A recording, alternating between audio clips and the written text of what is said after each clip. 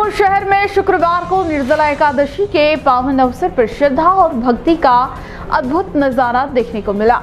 ज्येष्ठ मास की शुक्ल पक्ष की एकादशी को पड़ने वाले इस विशेष व्रत के महत्व को देखते हुए सुबह से ही शहर के प्रमुख मंदिरों में भक्तों की भारी भीड़ उमड़ पड़ी। विशेषकर जगदीश चौक स्थित प्राचीन जगदीश मंदिर में दर्शनार्थियों की लंबे लंबे कतारें लगी रही। भक्त सुबह से ही मंदिर पहुंचने लगे और भगवान के दर्शन कर पुण्य लाभ अर्जित किया। निर्जला एकादशी को लेकर भक्तों में गहरी आस्था और उत्साह देखने को मिला। कई श्रद्धालुओं ने इस दिन निर्जल उपवास का संकल्प लिया, जिसमें बिना पानी पिए व्रत रखा जाता है। भक्तों की यह दृढ़ मान्यता है कि इस व्रत को पूर्ण निष्ठा से करने पर भगवान उनकी सभी मनोकामनाएं पूरी करते हैं और सुख समृद्धि प्रदान करते हैं। जगदीश मंदिर में दिन भर भजन कीर्तन का माहौल बना रहा, जिससे पूरा वातावरण भक्तिमय हो गया। मंदिर परिसर में जय जगदीश के जयकारे गूंजते रहे। मंदिर समिति द्वारा भक्तों के लिए दर्शन व्यवस्था को सुव्यवस्थित रूप से किया गया था, ताकि भीड़ के बावजूद सभी भक्त आसानी से दर्शन कर सके। सुरक्षा और भीड़ नियंत्रण के लिए भी मंदिर परिसर और उसके आसपास पुख्ता बंदोबस्त किए गए थे। वहीं दूसरी ओर उदयपुर के प्रसिद्ध श्रीनाथ जी मंदिर में भी दर्शन के लिए भक्तों का तांता लगा रहा। सुबह से भी भक्त श्रीनाथ जी के दर्शन के लिए कतारों में खड़े देखने को मिले। भक्तों को दर्शन के लिए किसी तरह की समस्या ना हो, इसके लिए मंदिर प्रशासन ने पुख्ता व्यवस्था की। इस दौरान मंदिर परिसर श्रीनाथ जी की जयकारों से गूंज उठा। पुजारी वंशानुकूल पुजारी जगदीश मंदिर, आज जगदीश मंदिर में निर्जला एकादशी मनाई जा रही है। जैसा कि छोटे भाई ने बताया था कि निर्जला एकादशी क्यों मनाए जाते हैं, वो पूरा उन्होंने बताया था। और आज के दिन क्या हो रहा है, मैं पूरा डिटेल आपको बताऊं।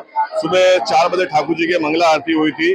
उसके बाद ठाकुर जी का पंचामृत अभिषेक हुआ था। उसके बाद ठाकुर जी को कैसे और स्नान कराया गया। उसके बाद ठाकुर जी का विशेष श्रृंगार, जिसमें ठाकुर जी को मुकुट धारण कराया जाता है, वो विशेष श्रृंगार कराया गया। उसके बाद 10:30 बजे ठाकुर जी की श्रृंगार की आरती हुई। उसके बाद अभी 12:30 बजे ठाकुर जी के राजभोग की आरती होगी। उसके बाद 3 बजे ठाकुर जी के जो एकादशी पर विशेष आरती होती है, जिसमें ठाकुर जी के सेगार का भोग लगता है, वो 3:30 बजे आरती होगी। उसके बाद ठाकुर जी के संध्या आरती जो 7:30 बजे होगी। और शयन आरती आज जैसे लगभग प्रतिदिन शयन आरती 10:30 हो जाती है, लेकिन आज 12 बजे तक भक्तों का तांता लगा रहेगा मंदिर में। तो 12 साढ़े 12 तक ठाकुर जी के शयन की आरती होगी। बिल्कुल, ये सबसे बड़ी एकादशी मानी जाती है। 24 एकादशी होती है अपने साल में। निर्जला एकादशी का एक विशेष महत्व है और सबसे बड़ी एकादशी इसको माना जाता है। और दान पुण्य का महत्व है और सारे मंदिरों में भक्त दान पुण्य करते हैं। और भक्तों के लिए मंदिर में पूरी व्यवस्था की गई है। कूलर की व्यवस्था है, पंखे की व्यवस्था है, छाया की व्यवस्था है, ताकि किसी भक्त को कोई परेशानी ना हो। जल की भी व्यवस्था है, हर चीज की ठाकुर जी की के दरबार में पूरी व्यवस्था बनाए रखी। बोल जगन्नाथ स्वामी की जय। मैं भावेश पुजारी, वंशानुगत सेवायत पुजारी, जगदीश मंदिर। अभी वो हमारे ब्रदर जी हैं, ये गजेंद्र पुजारी, जगदीश मंदिर से। आज हमारे ठाकुर जी के यहाँ निर्जला एकादशी है। निर्जला एकादशी का अर्थ होता है कि इसको निर्जल, बिना जल के रहित रहकर इस एकादशी को की जाती है। और इस एकादशी को, निर्जला एकादशी को भीमसेनी एकादशी भी कहा जाता है।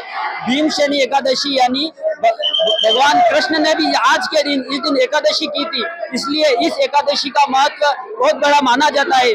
और इस एकादशी को भगवान ने भीम को तारने के लिए, क्योंकि भीम जो है वो भूखा नहीं रह सकता था और किसी भी भीम को खाने के लिए की मात्रा भी ज्यादा थी, तो वो भूखा नहीं रह सकता था, तो भूखा रहे। और एक दिन इस एकादशी का महत्व ऐसा है कि एकादशी करने से एक भगवान विष्णु लोक की प्राप्ति होती है। तो इसी के कारण भगवान कृष्ण ने भीम को एकादशी कराने के लिए खुद भी एकादशी की थी, इसलिए इसको भीमसेनी एकादशी कहा जाता है।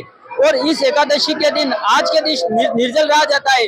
और शाम को जब जो तारा उगता है, उस तारा को, जो चंद्रा सूर्यास्त के बाद में जो तारा उगता है, उस तारा को देखकर फिर भगवान के चरणामृत को लेकर फिर इस एकादशी को खोला जाता है। तो आज ये निर्जला एकादशी है। हमारे जगन्नाथ स्वामी मंदिर के अंदर ये एकादशी मनाई जा रही है।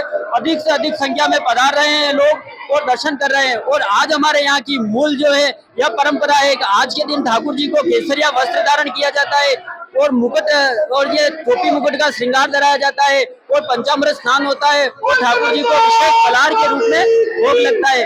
और इस तरह से सभी लोग आनंद करिए और एकादशी का महत्व को समझकर पूर्ण एकादशी करिए और आनंद लीजिए। बोल जगन्नाथ स्वामी।